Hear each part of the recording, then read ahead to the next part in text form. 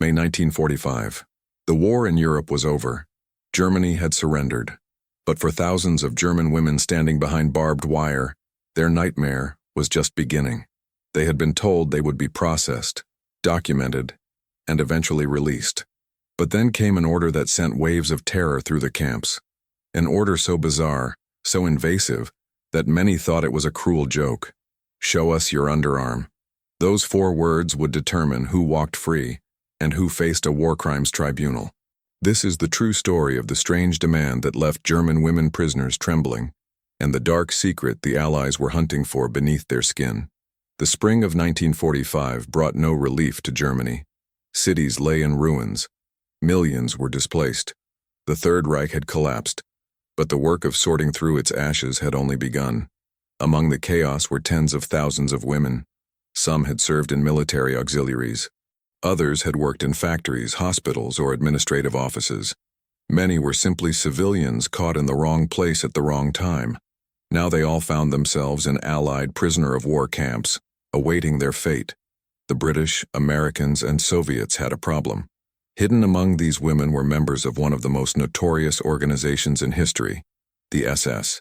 The Schutzstaffel, Hitler's elite paramilitary force, had committed unspeakable atrocities across Europe. As Germany fell, many SS members tried to disappear into the general population. They burned their uniforms, destroyed their papers, and adopted false identities. The men were easier to identify through military records and witness testimony. But the women presented a unique challenge. Thousands had served in SS auxiliary units, worked as concentration camp guards, or held administrative positions within the organization. Without their uniforms and paperwork, they were nearly impossible to distinguish from ordinary civilians. That's when Allied intelligence officers remembered something, a small detail that would become the key to unlocking this mystery. Every member of the SS received a mark, a tattoo. Not on their arm like many assume, but in a far more unusual location, the underarm, the blood type tattoo. It seemed almost absurd. Why would an elite military organization mark its members with their blood type in such a hidden spot? But there was a practical reason. In combat, knowing a soldier's blood type could save precious minutes during emergency transfusions.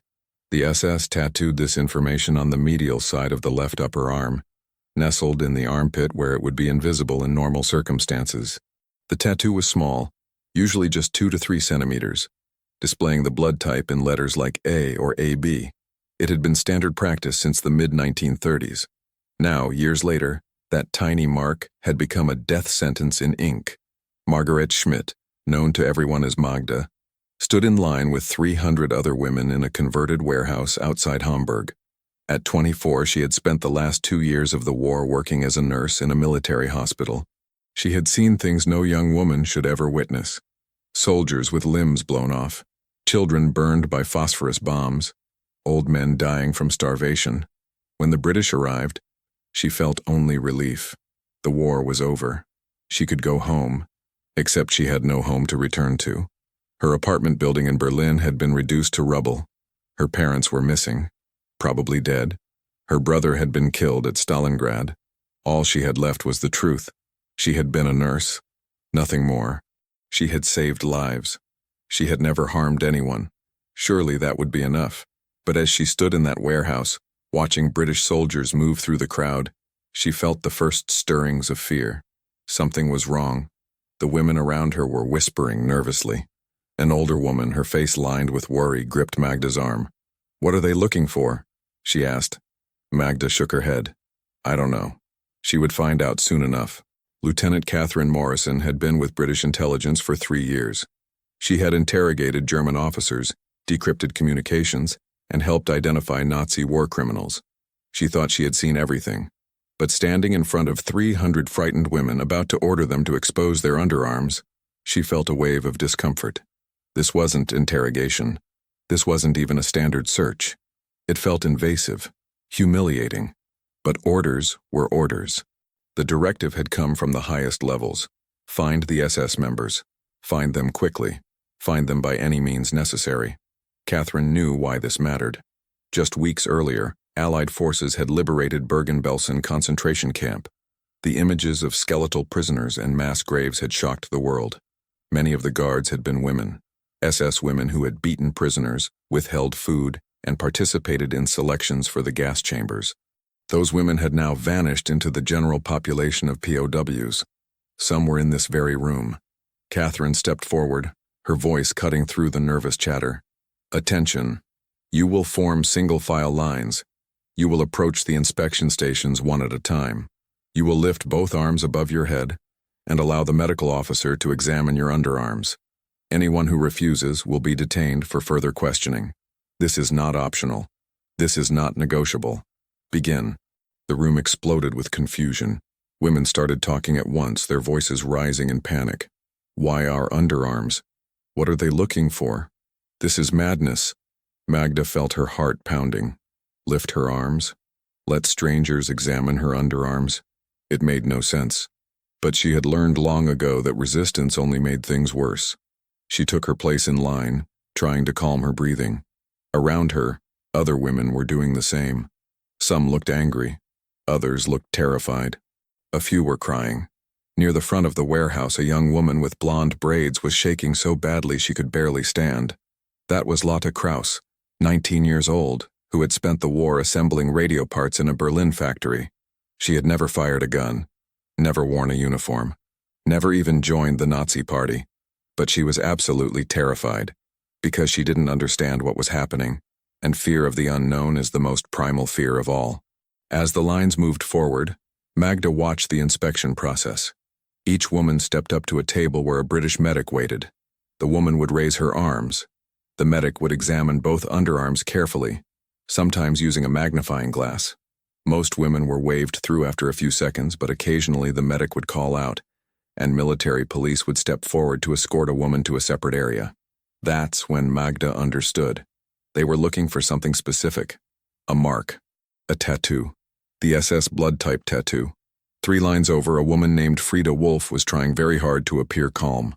At 28, Frieda had learned to control her expressions, to hide her thoughts behind a mask of innocence. She had been doing it for weeks now, ever since she had burned her SS auxiliary uniform and stolen clothes from a bombed-out apartment. Frieda had served at Ravensbrück concentration camp for 18 months. She had not been a guard exactly. She had worked in administration, processing prisoner records and managing supplies. But she had seen everything. The beatings, the medical experiments, the selections. She had done nothing to stop any of it. In fact, she had facilitated it with her meticulous record-keeping. Now, as she approached the inspection table, she felt the small tattoo on her left underarm burning like a brand. Type A. Such a simple mark. Such a damning piece of evidence. She had considered trying to remove it, burning it with acid or cutting it out with a knife. But both methods would leave obvious scars, and scars would invite even more scrutiny than the tattoo itself. Her only hope was that the medic might miss it. The tattoo was small and had faded over the years. If she was lucky, if the lighting was poor, if the medic was tired or careless, she might slip through.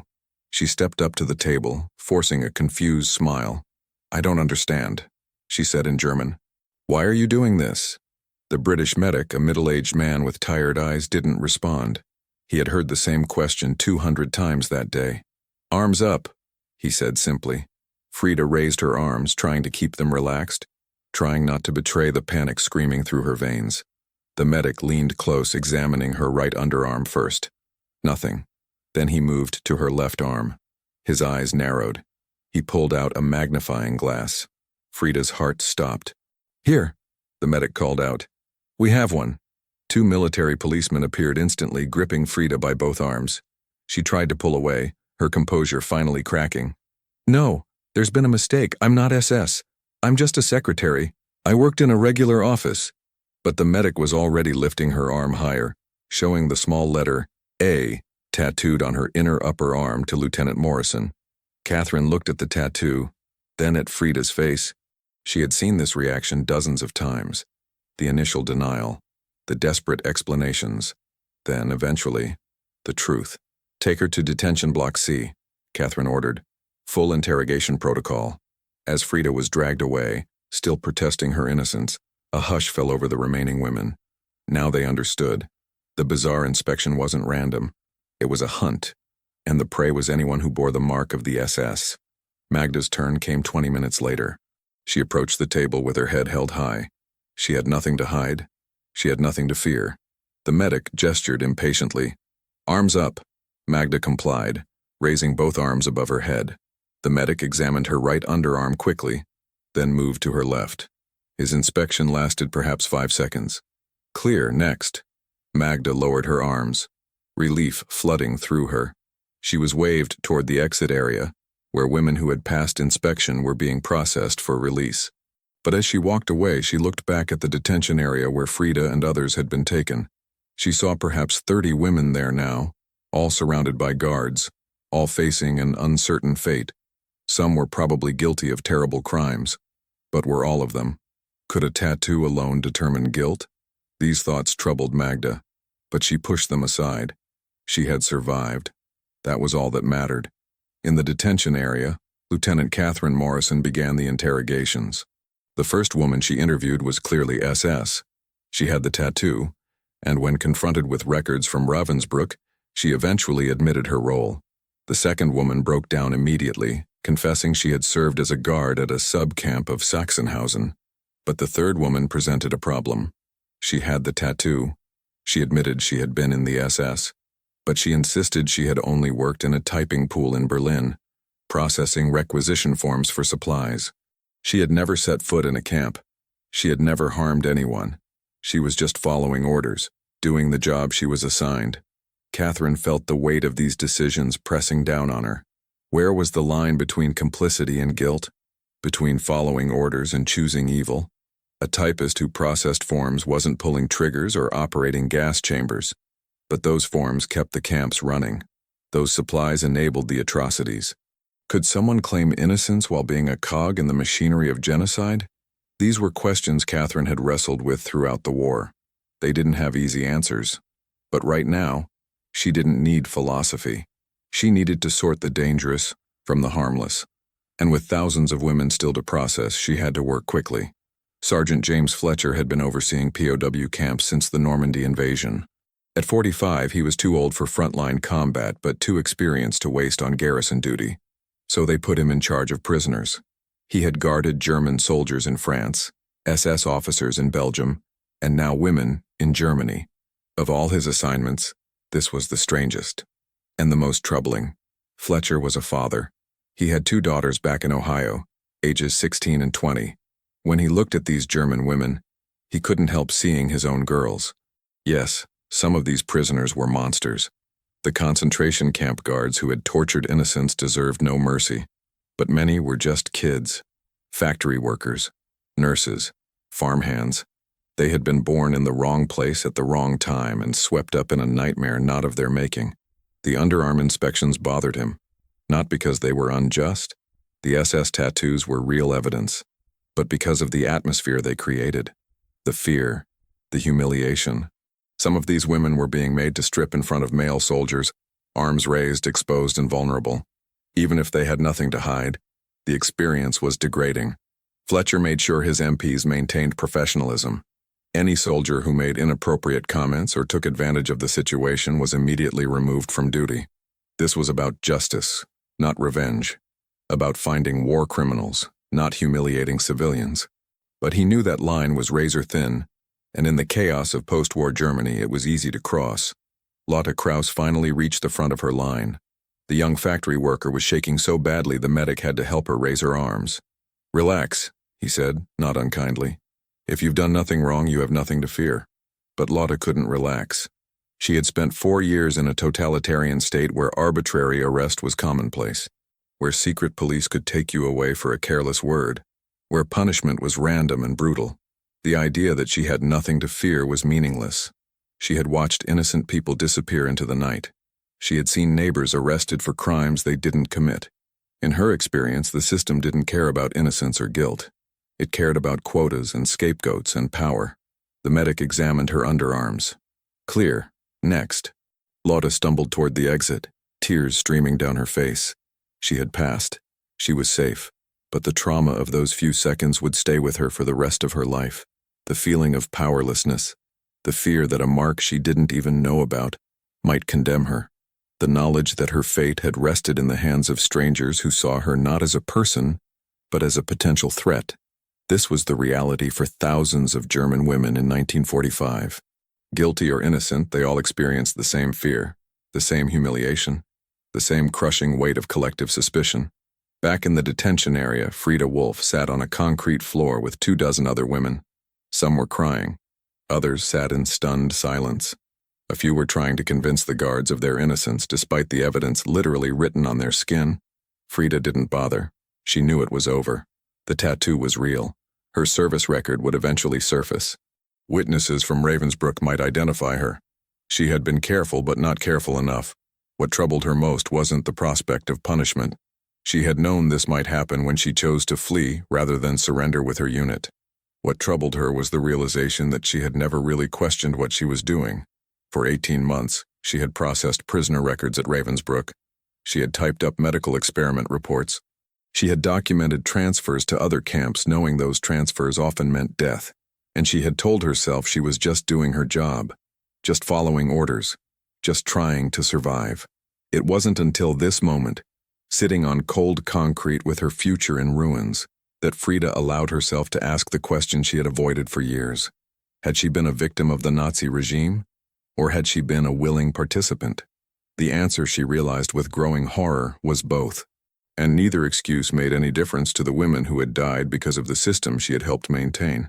The underarm inspections continued for weeks across Germany and occupied territories.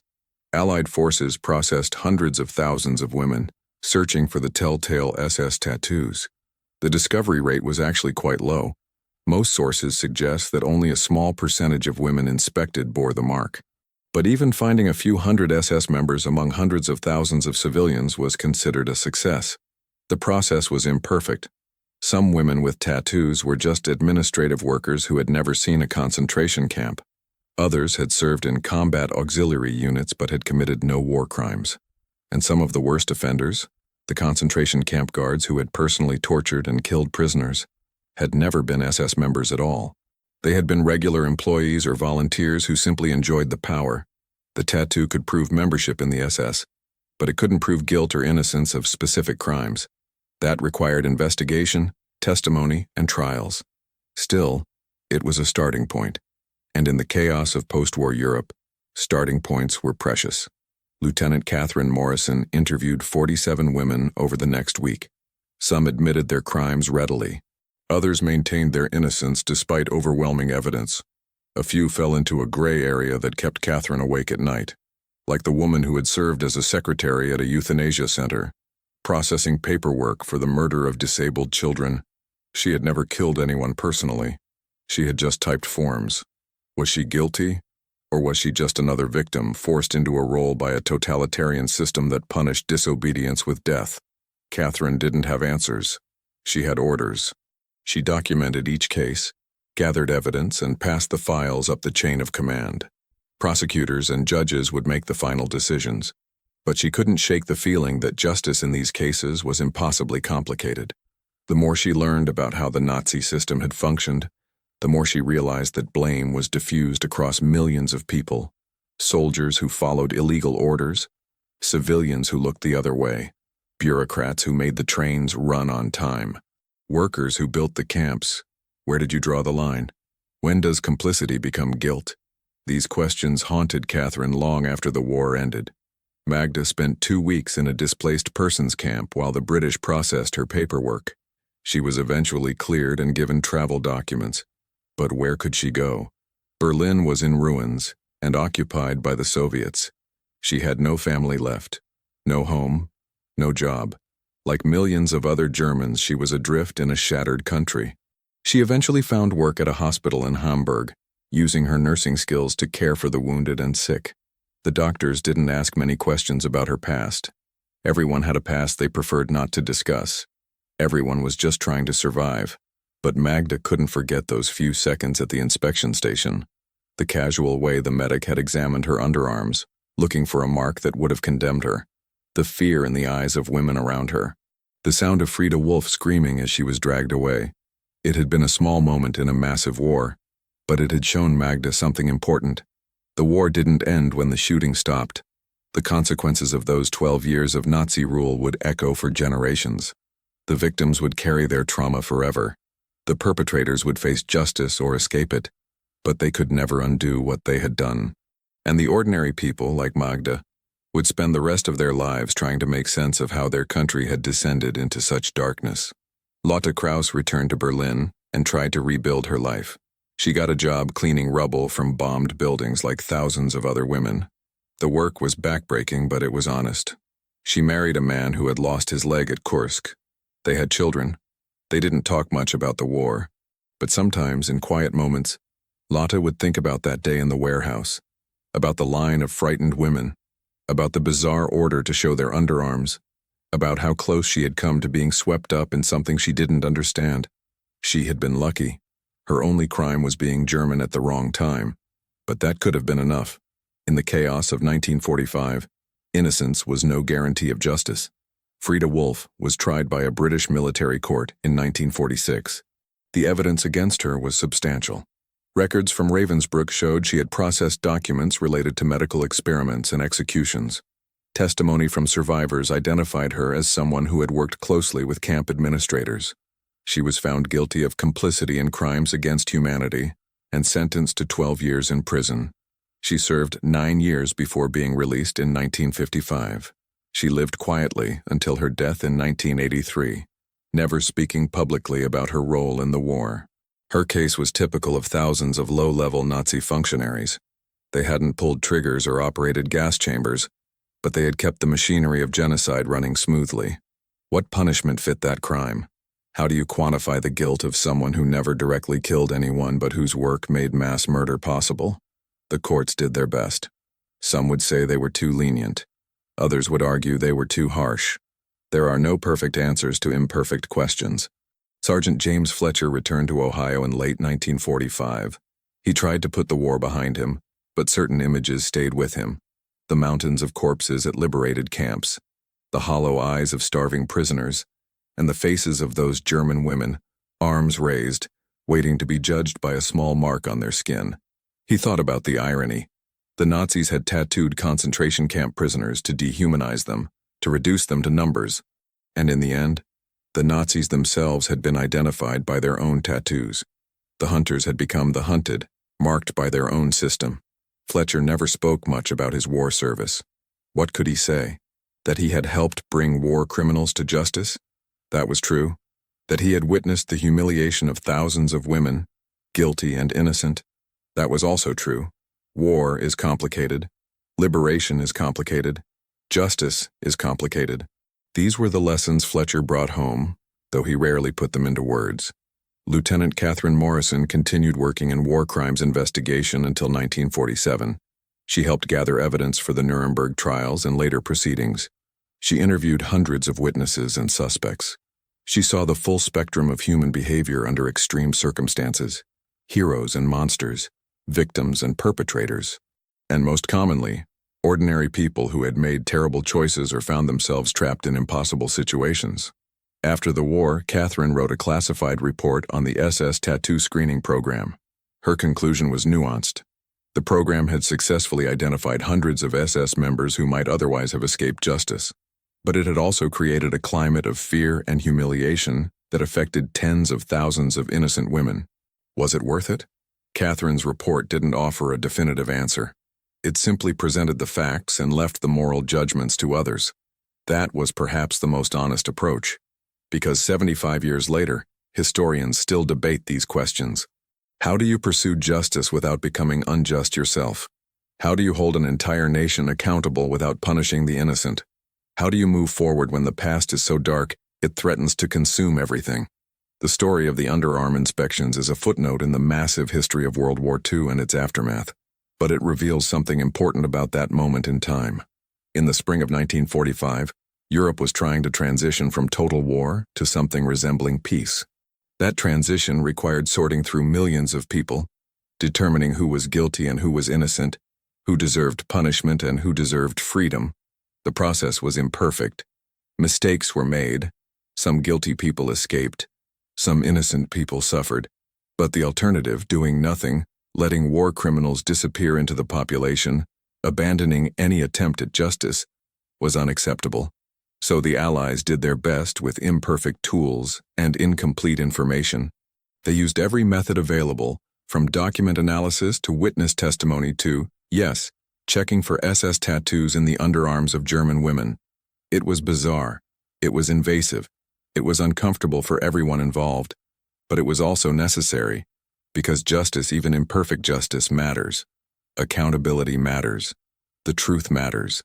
The SS tattoo screenings identified hundreds of people who had participated in one of history's greatest crimes. Those people faced trials and many were convicted and punished. That doesn't undo the Holocaust. It doesn't bring back the dead or heal the survivors. But it sends a message that echoes through history. Your actions have consequences. You cannot hide from what you have done.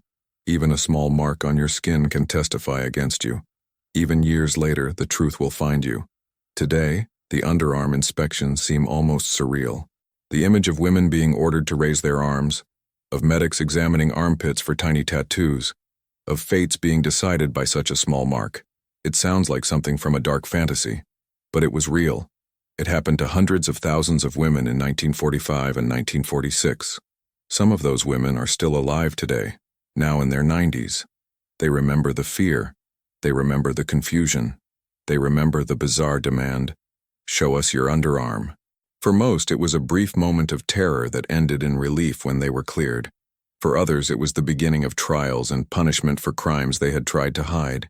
And for historians, it's a reminder that the aftermath of war is just as complicated as the war itself. That justice is messy and difficult. That there are no clean endings, only continuous struggles to do what's right in impossible circumstances. The SS blood type tattoo was meant to save lives, the lives of SS members who might need emergency transfusions. In the end, it condemned hundreds of people who had used their positions to take lives instead. There's a certain poetic justice in that.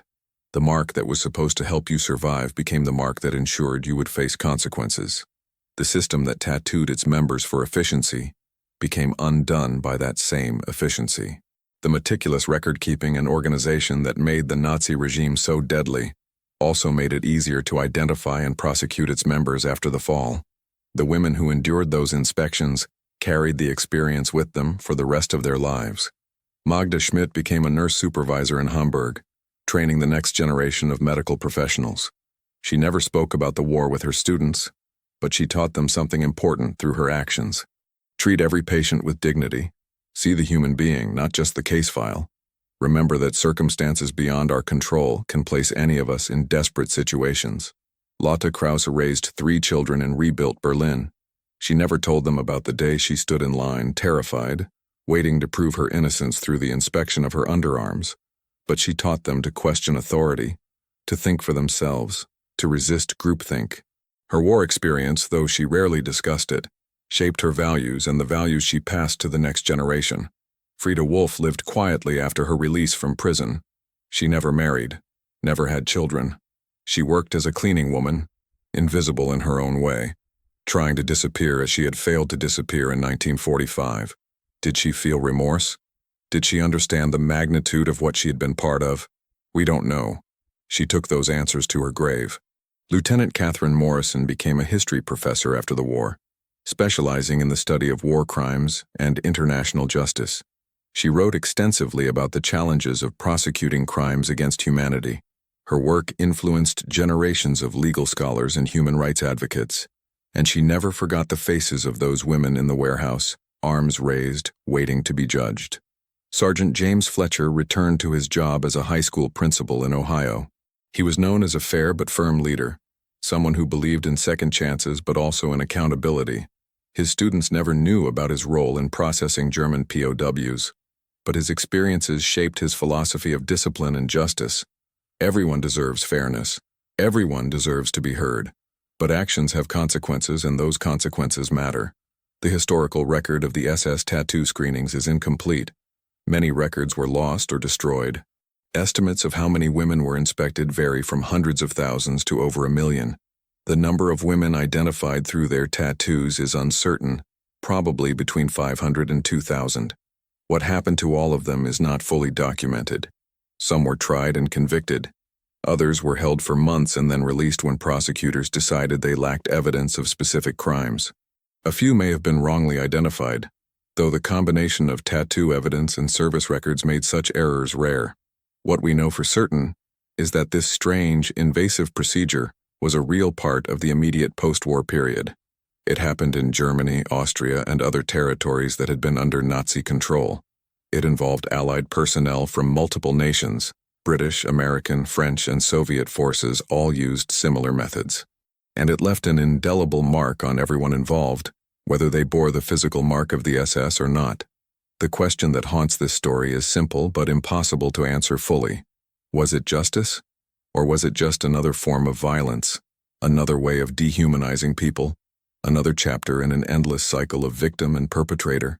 The answer depends on perspective. For Holocaust survivors who saw their tormentors identified and punished, it was justice, however imperfect. For German women who had nothing to do with Nazi crimes but were subjected to invasive searches and suspicion, it was an ordeal that added to their trauma. For Allied personnel tasked with sorting through millions of people to find the guilty, it was a necessary tool in an impossibly complex situation. For historians looking back, it's a case study in the challenges of post-war justice and the difficult balance between punishment and reconciliation. Perhaps the most honest answer is that it was all of these things at once. War creates situations where there are no good choices, only less bad ones. The underarm inspections were invasive and frightening for everyone involved. But the alternative, allowing SS members to escape accountability by simply destroying their uniforms, was morally unacceptable to a world reeling from the revelations of the Holocaust. So they did what they had to do. They checked underarms. They looked for small tattoos. They tried to separate the guilty from the innocent using whatever tools they had available.